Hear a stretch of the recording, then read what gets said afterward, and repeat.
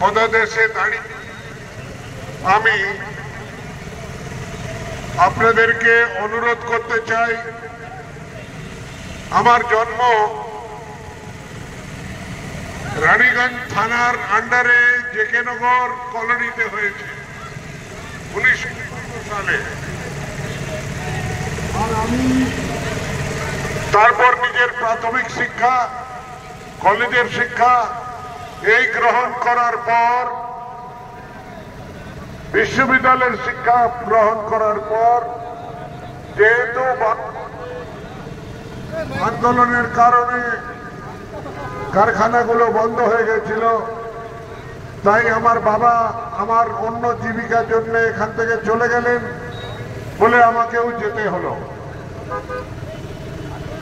তার পরবর্তীকালে আমি গত 34 বছর ধরে ভারতীয় পার্লামেন্টে সদস্য রয়েছি, কখনো ঝাড়খণ্ড থেকে, কখনো বিহার থেকে, কখনো দার্জিলিং থেকে, আর কখনো বর্তমানে আমি দুর্গাপুরের সাংসদ। কিন্তু এবার আমাকে মাননীয় নরেন্দ্র মোদীজি বললেন যে কি আপনি যান আপনার জন্মভূমি আসানসোলে আর ওখান থেকে নির্বাচন লড়ুন। তাই আজ পরশিয়ার এই বাজার মোড়ে আমি আপনাদের আশীর্বাদ নিতে এসেছি। আর আপনাদের বলি যে 13ই মে যে ভোট হবে সেই ভোটটা মানুষের চেহারা দেখে নয়, কিন্তু দলের বিচারধারা দেখে হবে।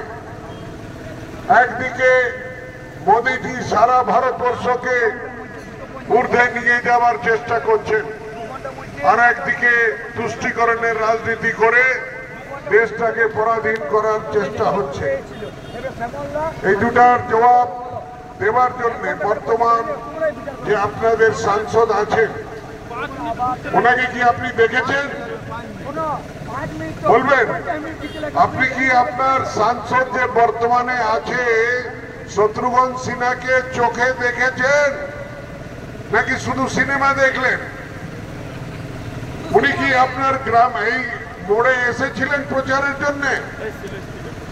উনি কি দেখা করে গেছেন? দেওয়ালে দেখলাম খুব রঙিন ছবি এঁকে ওনার নাম লেখা আছে। গতকাল যখন আমি পান্ডেশ্বরের একটা গ্রামীণ এলাকায় গেলাম, দেখলাম ওখানে রেডিয়াম কালারের, ফ্লোরোসেন্ট কালারে ওনার নাম লেখা আছে দেওয়ালে। তো আমি দাঁড়িয়ে গ্রামীণ মহিলাদের জিজ্ঞেস করলাম, এই নামটা যেটা লেখা আছে পড়তে পারছ? মহিলা উত্তর দিলেন লারচি। লারচি মানে উনি বুঝতে পারছেন না, পড়তে পারছেন না। আলো ওনাকে দেখেছ কি? তো উনি বললেন শুনেছি সিনেমার কোন হিরো আছেন। তাই বললাম ওই হিরো কি আপনার গ্রামে এসেছিল? বলছে গ্রামের লোকগুলো বলছে হাঁটুতে দাঁড়াতে পারে না, হাঁটুতে ব্যথা আছে বলে দাঁড়াতে পারে না।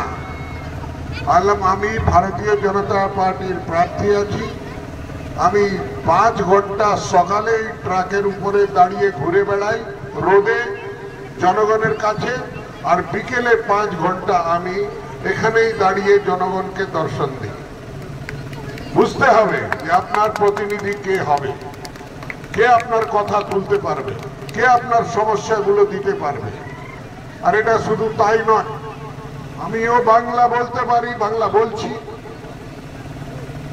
हम भोजपुरियों बोले ली और भोजपुरी में बढ़िया से बोले ली, कोनो असुविधा नहीं के।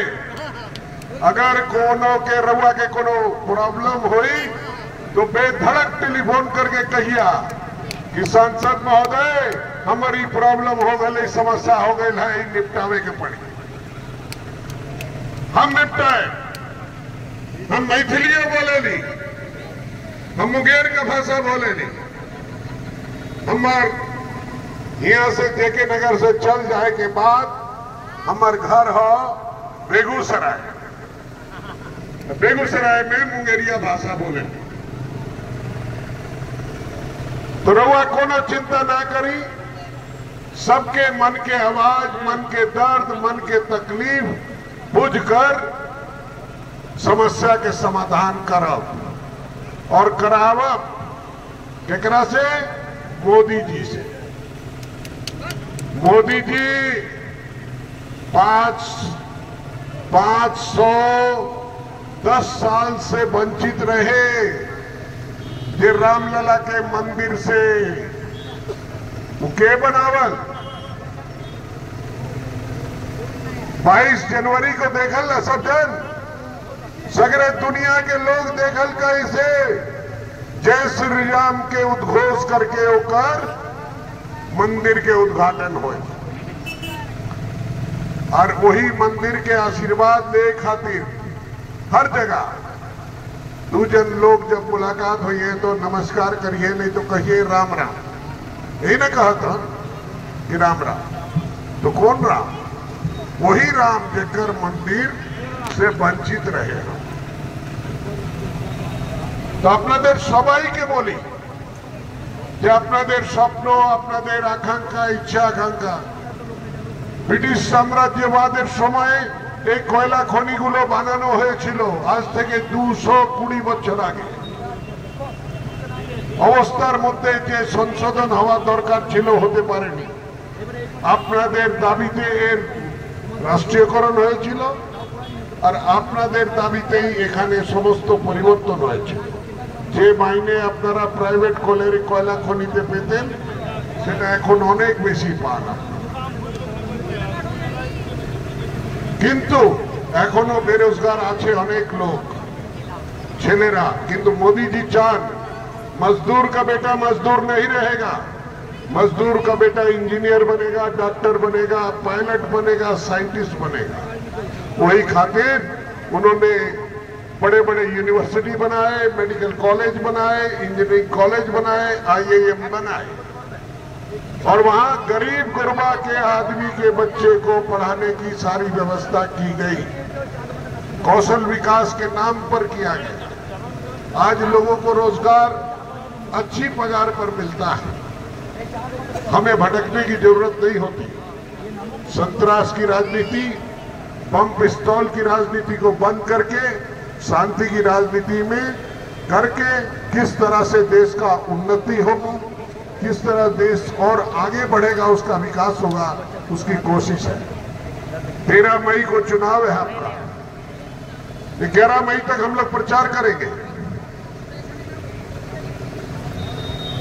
13 मई को चुनाव है, 11 मई तक हम प्रचार करेंगे। 13 मई को जिस वक्त आप पोलिंग बूथ पे जाएंगे, सवेरे सवेरे जाइए, गर्मी बहुत पड़ रही है, तो जाकर 1 नंबर बटन पर आपको कमल छाप मिलेगा। 1 नंबर बटन, और कुछ मत देखिए, 1 नंबर बटन दबाइए और घर लौट आइए। बटन को जब दबाइएगा तो आवाज करेगा पी करके, और वो आवाज को सुनने के बाद में छोड़ दीजिएगा। अरे ईवीएम मशीन আছে না, ईवीएम যিনি অলচিকি ভাষা বানিয়েছেন। আমি যখন দুর্গাপুরের সাংসদ হলাম তো আমার দুর্গাপুরের কাকসার এই ईवीएम मशीन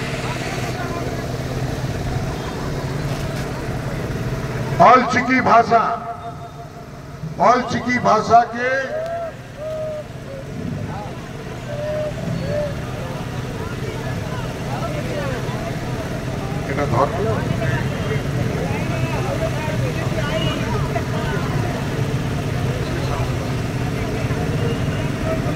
ये डमी ईवीएम मशीन है। जब आप पोलिंग बूथ में जाएंगे तो आपका हाथ में निशान लगाने के बाद में वो मशीन को ऑन कर देगा। ऑन कर देने से ये देखिए ऊपर हरा रंग का बत्ती जल रहा है, दिख रहा है आपको? हरा रंग का बत्ती दिख रहा है। अब इसका आप घुसकर पहला बटन ये पहला बटन है, इसको दबाएंगे तो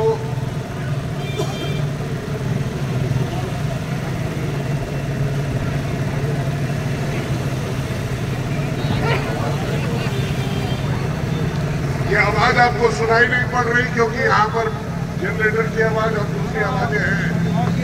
आवाज दिया है तो ये आवाज होगी, पी करके आवाज करेगा और लाल बत्ती जल जाएगा मेरे कमल छाप के सामने।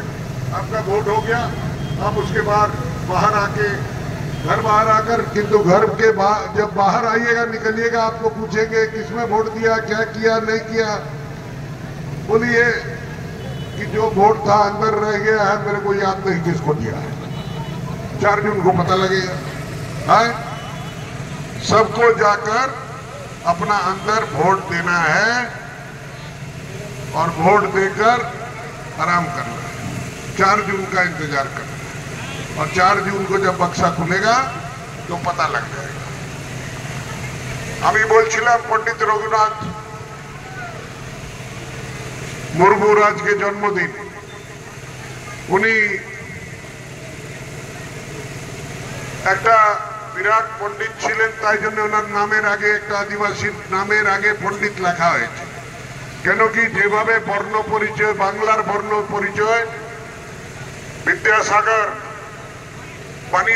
বানিয়েছিলেন, তেমনি এর যে লিপি আছে উনি বানিয়েছেন পণ্ডিত রঘুনাথ মুর্মু। ওনার জন্মদিন অলচিকি ভাষার জন্য আমি দুর্গাপুরের যখন সাংসদ হলাম তো আমার প্রথম বক্তব্য পার্লামেন্টের ভেতরে ছিল যে অলচিকি ভাষা আদিবাসীদের ভাষা, সেটাকে ৮ম সূচিতে অন্তর্ভুক্ত করা হোক, অর্থাৎ রিকগনাইজ ল্যাঙ্গুয়েজ হোক, যাতে কি আদিবাসীরা নিজের মাতৃভাষায় কথা বলতে পারে, লেখাপড়া করতে পারে, আইএএস পরীক্ষা দিতে পারে, আইপিএস পরীক্ষা দিতে পারে, মন্ত্রালয়তে তার পরীক্ষা দিয়ে সেটা পড়ে যেভাবে লোকে হিন্দি, ইংলিশ, मैथिली আর বিভিন্ন মাদ্রাসি, মালয়ালম পড়ে বড় হচ্ছে, ঠিক সেইভাবে আদিবাসীর ছেলেমেয়েরাও অলচিকি ভাষা পড়ে বড় হতে পারে, তার ব্যবস্থা নেওয়ার জন্য আমি আওয়াজ তুলেছিলাম, আবার আওয়াজ তুলব। আজকে এই বলে বক্তব্য শেষ করলাম। আমি আপনাদের প্রার্থী এসএস আলুওয়ালিয়া, আমার চুনাव চিহ্ন হচ্ছে পদ্মফুল। আমি হচ্ছি আসানসোলের ভূমিপুত্র, দুর্গাপুরের বাঙালি জামাই। আমার সঙ্গে আপনি আরামসে কথা বলতে পারেন। আমি কোথাও বম্বে, দিল্লি পালিয়ে যাব না, আপনাদের মাঝখানেই থাকবো, আপনাদের সমস্যার সমাধান করব। ধন্যবাদ। জয় হিন্দ। भारत माता की, भारत माता की, भारत माता की।